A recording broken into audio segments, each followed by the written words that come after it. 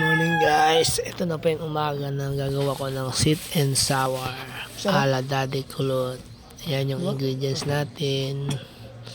Dalawang mega sardines, baka naman mega sardines. Painit tayo ng kawali. May oil yan. Yan, pinapainit na namin. Preheat na yan po. Tapos sulog na natin yung sibuyas. Tapos yung kamatis. Pwede na rin sabay para madali. Sabay ka na. Yan. Mekos-mekos na ng konti para mamuwas yung aroma ng kamatis sa sibuyas guys. Yan guys, yung mekos-mekos lang.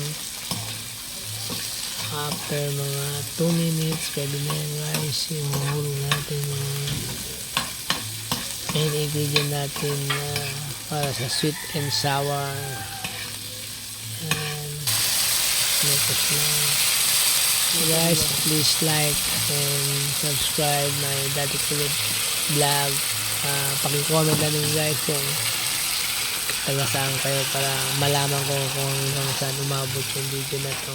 Salamat sa suporta guys.